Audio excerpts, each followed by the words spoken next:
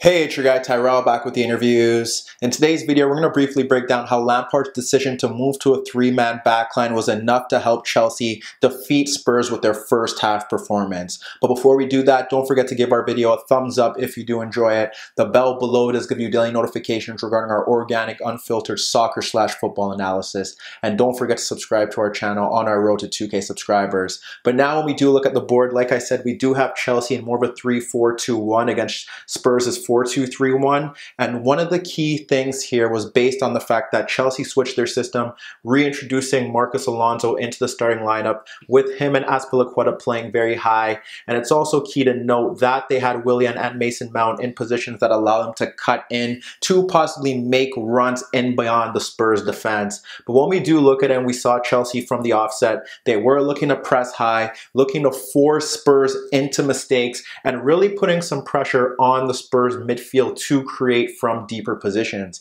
Because they have Eric Dyer in that deeper role, perhaps they thought that they could bypass them or force Spurs into some mistakes based on the fact that Aurier has struggled throughout this season. And when you look across that Spurs backline, Alderweireld and Vertonghen, not the quickest defenders.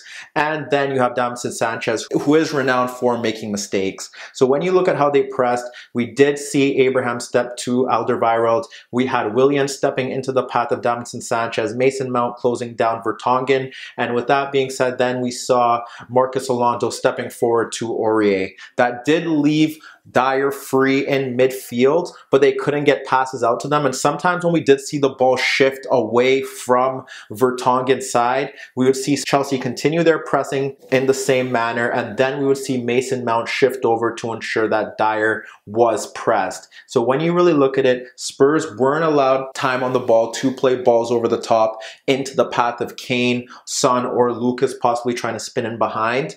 And when you really think about it, they didn't want Dyer getting on the ball, and when he did, he was often forced to play short passes. He wasn't looking to move the ball quick enough, and that was one of the biggest issues that Spurs had, because when you look at their midfield, Dyer's being closed out of the game, Sissoko's more of a ball carrier than a passer, and Dele Alli struggled to get involved, constantly losing the ball and really struggling to influence the game from a midfield zone or in the final third where he was supposed to be playing closer to Harry Kane. So when you really assess it, it was very easy for Chelsea in that manner, in the sense that they were closing from the front.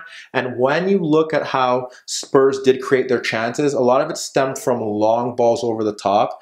And there was one opportunity where they're able to play through Chelsea's midfield based off the fact that Chelsea did have a structural breakdown. We had Lucas Moura trying to drop off a bit deeper, and even then when he tried to get onto the ball, Tomori tracked him across the pitch, ensuring that he didn't have time to receive the ball and turn to run at defender, so he was taken out of the game. And Harry Kane was simply starved for service up front. And that was the biggest issue that Spurs had, is the fact that Chelsea kept closing them in, kept pressing high, forcing them to play the ball long, forcing them into mistakes, and ensuring that they never had time to settle to possibly string together a few passing moves. However, although Spurs did create one or two chances in that first half, what can be said about Mourinho's approach is that we didn't really understand their route to goal, and we weren't certain how they were looking to attack this Chelsea side. Perhaps Mourinho was flustered by the fact that Chelsea went to a 3-4-3, but when you look at their chances, it doesn't look like it was the approach that he wanted them to take, and they struggled here throughout. So when we look to the first example, it does see Chelsea drop off in that 5-4-1 when they weren't pressing,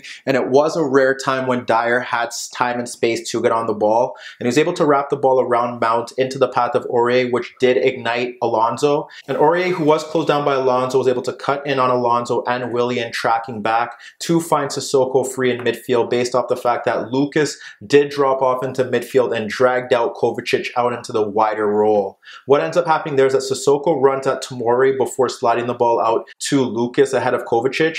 Alonso is able to retreat his position, and then you see the ball squared by Lucas into the path of Sissoko, who takes on Alonso and runs on the outside before pulling the ball back across Alonso, Tomori, Tomori and Zuma for Harry Kane, but he fires his first time effort over the net. And within minutes, Spurs created another chance, this time going long through a Gazzaniga punt for Kane, but Tomori was able to win the challenge over him, but he nodded the ball off Alonso, and it ended up falling to Lucas, who was able to skip by Kovacic, and then poke that ball across Tomori and Alonso for Kane, drifting out into the right channel. And before Kane could take another touch, he delivered the ball across Rudiger, Zuma, and Azpilicueta for Son, breaking at the far post, but he couldn't direct his effort on goal. But that was frankly all Spurs created in that opening half. Not enough ball players in that center of the pitch, being pressed out of the game, and they couldn't get Son or Lucas in behind, and Dele and Kane were frankly anonymous. But what Spurs did do right here was the manner in which they approached the game without the ball, and frankly perhaps it did seem like Mourinho was looking to stifle Chelsea from playing forward and then trying to hit them on the counter-attack, but they rarely got those opportunities throughout the game. Here, without the ball, when you look at how Spurs were going about their business, it was pretty simple, and it was a very effective way to shut down this Chelsea side. And it was Kane stepping into the path of Zuma. You had Son and Lucas stepping out to Rudiger. And then in the wider roles, they wanted Vertonghen and Aurier to push out to the wingbacks, with Conte and Kovacic being closed out of the game by Sissoko and Dele Alli. So with those two players marking them out of the game, then you have the center backs available and Dyer. And what was important about Dyer here was that he was shifting from left to right following the ball, based off the fact that you do have Mason Mount and Willian who aren't looking to get to the byline to deliver crosses. They're looking to either cut in central or drop off central. So if the ball was shifted out to the left-hand side, you would see Dyer shift over there and ensure that neither Willian or Mount would drop off, and vice versa. So that was Dyer's role there. They had the front three closing the center backs, and then they had Dele Alli and they had Sissoko stepping out to Conte and Kovacic. The one time where you would see Son and Lucas Moura being forced to drop back off to the wing backs was when you did have Willian or Mount occupying the fullbacks, and that was one way to get the wider players of Spurs to drop off a bit deeper. And then we would also see when Spurs dropped off into more of a 5-4-1 without the ball, we'd see Kane drop off to Kovacic, and then we'd see the wider players in Son and Lucas Moura pushing out to the wing backs. But that was how Chelsea really wanted to go about their business. They wanted the wider players in Willian and Mount to tuck in central, and they wanted Alonso and Azpilicueta to play high to push back Son and to push back Lucas Moura. But when we look to how they were able to create their chances, the goals did stem from the fact that Lampard was able to switch to a three-man backline and get the overlapping runs of the wingbacks. But prior to the goals, we did witness various elements of how Chelsea were getting the better of the Spurs side, whether it be getting Mount across Dyer, getting the wingbacks higher up the pitch, or getting Mount and Willian to tuck in centrally to drive in behind the Spurs backline was pivotal. When we look to the first example, the ball is switched out to Alonso, and with Aurier stepping towards him, Alonso squares the ball into Kovacic, who is being tracked by Lucas, trying to recover his positioning, but Kovacic is able to brush him off, and he slides a pass across Dyer in between the center backs for Mount running off Vertonghen, with Abraham running across Alderweireld. So we have Mount running across Vertonghen, but the pass is overhit, and Vertonghen does well to play it back to Gazzaniga, but just like that, we see different elements of Chelsea's great play. Kovacic being able to run away from Lucas and then play a ball across Dyer, who should be protecting that zone. We have Abraham running off the center backs and Mount from that narrow central position making a run in behind. Shortly after that, we have Willian from the left side looking to cut across Aurier, and he locates Azpilicueta very high because Mount is taking up a narrow position to drag out Vertonghen out of the game. And we end up seeing that diagonal ball being hit by Willian into the path of Azpilicueta, with Son now being forced to recover because the wing back is high. So what happens there is that Son does recover, but by the time he does that, Azpilicueta is able to pull the ball back into the path of Conte, and before Dele Alli can step to him, Conte hits a first-time cross into the box for Abraham, getting goal side of Davinson Sanchez, but he flicks the ball off Sanchez for a corner kick. And when we look to the final example of Chelsea getting into good areas, it's Spurs' press being ignited with the front three closing down Chelsea's back three, but when Lucas tries to close down Tomori, he clips the ball over Lucas into the path of Marcos Alonso. That forces Sissoko to shift over because Willian took up a high, wide role to occupy Aurier. And when Alonso gets the ball, before Sissoko can shift over, he plays the ball into the path of Willian, who squares it to Kovacic free in midfield because they were able to pull Sissoko out of position. Lucas tries to recover his run and try to close down Kovacic, but what happens there is that Kovacic is able to skip away from Lucas and play the ball across Aurier and Sanchez for Mount, but Mount is unable to bring the ball into his control quick enough, and Sanchez is able to clear his lines of danger. But in those three examples alone, we're able to see how Chelsea are able to get beyond Spurs' shape, and although they didn't create chances or force Gazzaniga into some saves, they were warning signs that unlike Spurs, who struggled to consistently get into good areas, Chelsea had somewhat of an outline as to how they were going to go about things. And when you look in the manner in which they were able to score their goals, it was once again getting the wing backs high, pulling their wider players more central, and that led to their downfall. Because when you look to that opening goal, although it did stem from a short corner, when you see the build-up, it is a Rudiger long diagonal ball into the path of Willian, who is occupying Aurier, but it's Marcos Alonso breaking in beyond Aurier, which forces him to nod the ball out for a corner kick. That short corner does see Willian get the ball back from Kovacic, and he's able to cut away from Aurier, who does close him down slow, and he curls a superb effort into the back corner. So when we look to the second goal, it's Vertonghen on the ball being closed down by Mason Mount, and Vertonghen pokes the ball beyond Mount into the path of Dele Alli, who is closed down by Azpilicueta.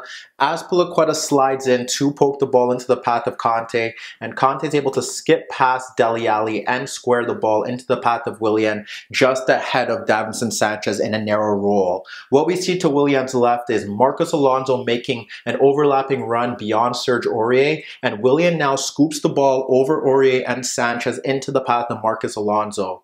Gazzaniga comes off his line, and what he should do here is either catch the ball, given the fact that it's in his box, or look to nod or punt it away. However, with Alonso breaking him beyond that, Sanchez and Aurier, oddly enough, we see Gazzaniga attack the ball, but he makes an outrageous tackle to take down Alonso, concede a penalty that Willian was able to convert. So when you look at the two goals that Spurs concede, they follow the template of balls being played in beyond Aurier for the overlapping run of Marcos Alonso, which does justify Lampard's approach here. We saw Azpilicueta playing very high and looking to stretch the pitch from the right-hand side, and Alonso was selected for this game because he's perfect for that wing-back role, and he caused Aurier and Sanchez problems in that first half, and they led to Chelsea goals. The second half did see Mourinho move to a three-man backline. He brought Eriksen on for Dyer. He pushed Lucas Moura, who was adopting more of a left wing-back role, much higher up the pitch with Aurier, and we did see something different from Spurs here. Yes, they possibly should have conceded a third goal following Azpilicueta's throw-in over Eriksen, which did lead to an Abraham break, but rather than shooting, he decided to play a pass back, and the chance was cleared. But besides that, when you look at how Spurs were playing, now you had Kane and Son up front, and Son's movement did look to cause Chelsea some problems here, and that's possibly why Lampard moved to a three-man backline, knowing that Son and Lucas Moura would try to make runs in behind the Chelsea defense, and given their defensive record this season, he probably wanted an extra man at the back just to ensure that there was cover there. What we ended up seeing was Dele Alli on a few occasions dropping off into that left central role to get the ball and pull out Rudiger, and we would have Lucas Moura high to drag Azpilicueta out of position. And when Ali received that ball ahead of Rudiger, he would look to poke passes in between Azpilicueta and between Zuma to get Son and Kane on two separate occasions to receive the ball in that left channel. We didn't really see that pattern grow in the second half, given the fact that Son sending off virtually ended the game. Spurs struggled to create chances. Chelsea constantly broke in behind Spurs' defense on the break, but couldn't test Gazzaniga. Gazzaniga, but that was a positive sign for a Spurs side looking to chase the game, but unfortunately we couldn't see how that did play out. When you break down the game as a whole, you have to question Mourinho's tactics here. Without the ball, they looked competent, and Chelsea didn't really test Gazzaniga, but going forward, there are so many questions to ask. Kane was starved of service, Dele Alli struggled throughout, they couldn't get balls over the top for Son or Lucas Moura, and the midfield axis of Sissoko and Dyer simply isn't good enough. They're too slow, they can't dominate the center of the pitch, and frankly, Spurs lack creativity in central midfield. So when you think about Chelsea's approach, and given the fact that they look to press high from the front and ensured that Spurs' attackers couldn't get on the ball, whereas you look at Lampard's tactics, just the switch to the back three alone was enough, because when you look at both goals that they did score in that first half, it was based off the runs of Marcos Alonso playing at wing back, overlapping Spurs' defense. And when you really assess it, they did what every side has done to Spurs in a successful route this season. Exploit Serge Aurier, exploit Davinson Sanchez, and here they were able to prove that Spurs really do miss Hugo Lloris, because that was a poor mistake from Gazzaniga. But let me know what you guys think. Which one of these sides are better off finishing the top four, and who do you think will finish in the top four? And what about Spurs? What transfers does Jose Mourinho need to make to ensure that they're able to get back to where they want to be at the end of the season? Meet me in the comments below. Don't forget I upload videos every day, and don't forget to subscribe to my channel. And once again, if you like this video, make sure to give it a thumbs up. And that was your daily dose of the interviews.